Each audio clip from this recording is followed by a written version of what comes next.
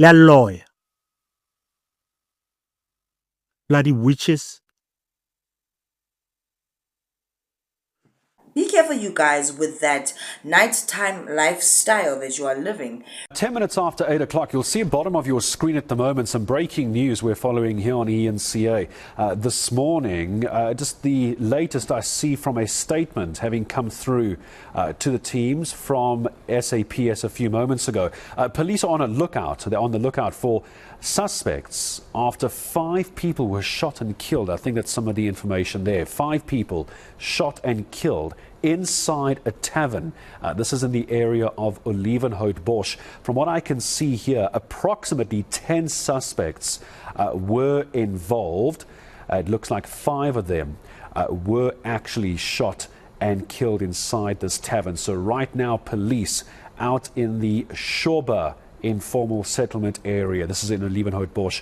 In that Shoba informal settlement, they are still looking for suspects who may have been involved. It's understood the suspects came into the tavern, they started shooting randomly without saying a word, according to the police statement, which I have here.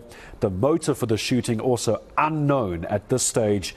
The police have obviously opened a case of murder and attempted murder for investigation. So anyone with any information whatsoever about what may have happened at this tavern, I don't have the name of the tavern, but the area is the Shoba informal settlement. It looks like 10 people came in, 5 suspects were shot and killed. So there are a few more people still on the run. Any information from your side, of course, police in their statement saying please contact them 08600 10 111, 08600 10 111, or just 10 111, I suppose, is also one of the other numbers to use as well. Lisi, you'd also notice at this moment we have a brigadier from the Olievenhoutbosch police station just pleading with the community really to come forth with information. We've heard him saying he's trying to understand who these suspects are. I don't know if we can just try and listen into what he's saying at the moment to try and see what he's actually saying to the community at this point. All this incident, Tina, we were not there. And there is nothing that we will do if Nina, a community, you don't want to give us information. Do you understand?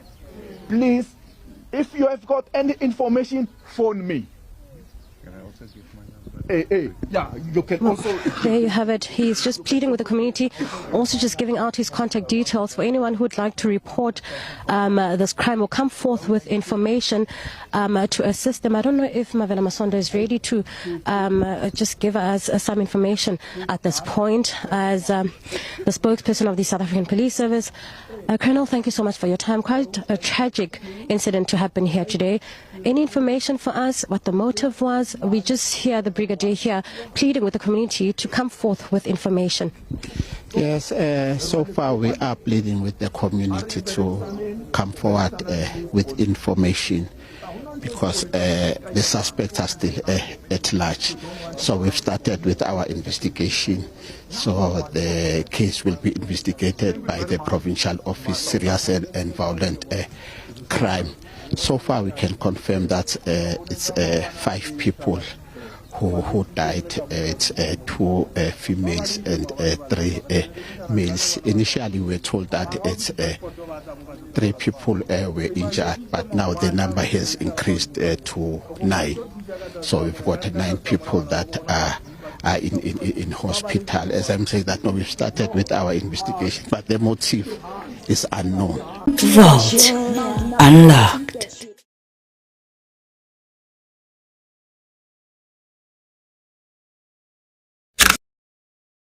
Recently, there was a shootout at a Tavern in Olieven, right?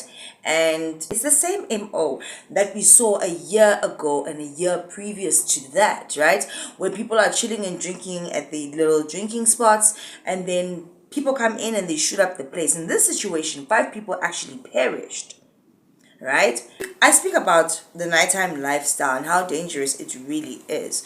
It's a situation that I outgrew over the years, but people really gravitate towards those places, whether it's clubs or taverns, to, I guess, relieve their stress or to have a good time. But let's just face it, you're actually not having a good time. getting wasted and just being in environments with strangers and you're intoxicated is not a fun time if you actually really look at it. Nothing was achieved, nothing was done. Everybody is just in that place with a common goal of de-stressing, but you're really not, because you're going to wake up stressed the next day. Regardless of what you think, it happens. It really does.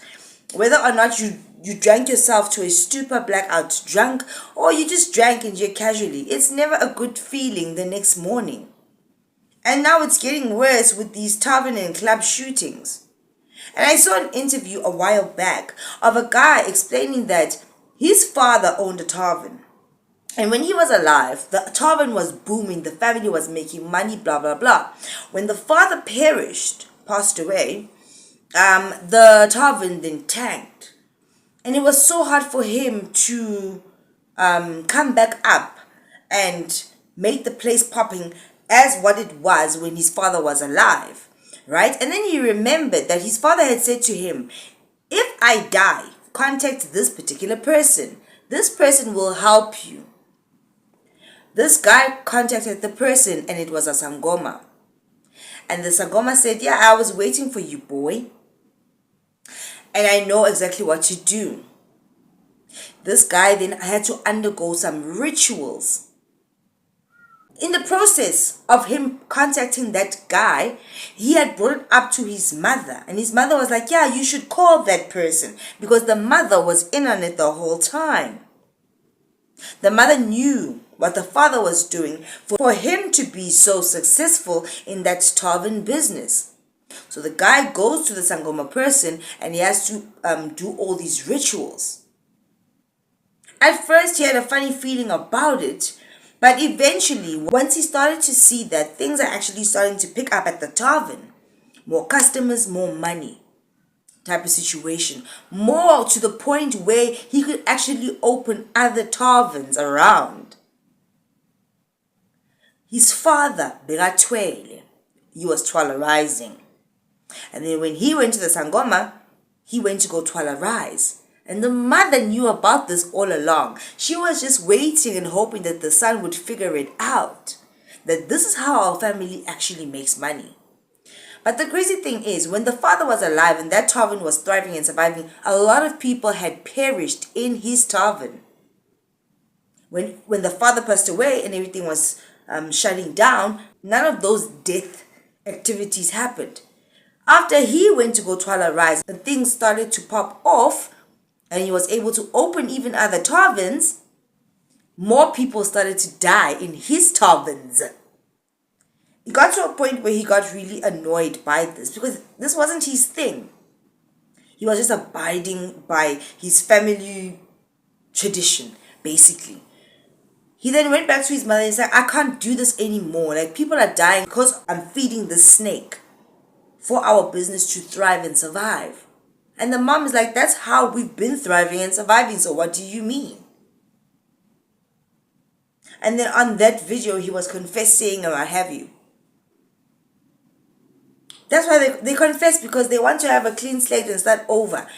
But the thing is, once you do that and then you distance yourself from the ZBGBs, your business is going to tank again. Everything gets sucked back in. Everything that those ZBGBs have given you. So these tavern shootings and club shootings and these deaths, the spilling of the blood in these locations is not coincidental. It's a real thing. You can be out and about and perish, by mistake, because the snake that is in that place wants blood. And that's how it works. So all I'm saying is, it's not a coincidence that we keep on hearing about these stories every single year at the same time. The snakes are coming to collect. They need to eat as much as you ate when you were racking up that money. And it's so sad because in a club situation, tavern situation, it's going to be multiple people, not just one. A lot of blood needs to be shed on that premises, because what do when they go and tolerate? They have to get these gupu thingies and bury them at that premises. And then blood must spill there. Do you understand? It's really, really horrible. So be careful, you guys. We are Q2, festive season, summer. Everybody's going to be crazy and tipsy-toesy. Just be alert and be alive that nightclubs, taverns, and such places are not clean. And in order for these people, most of them, to make the money that they do and keep their establishments running, they have to try to rise and blood has to be shed. You just better make sure that it's not yours. Type of situation. Right? Anyway, if you guys haven't already, please do like, share, and subscribe to my channel. And if you guys do enjoy my videos, please do click on the thank you button. And before you guys leave out of here, please do drop me a comment in the comment section down below. Take care of yourselves. I absolutely love you guys, but God loves you more. And tolerizing is not the way to go. That thing is like you and your offspring and their offspring. It's like in Kings of Joburg. It runs every single generation and it's very manipulative. It will take you out to get to the babies as well. $1. It's a dangerous game. Don't play it. Alright guys.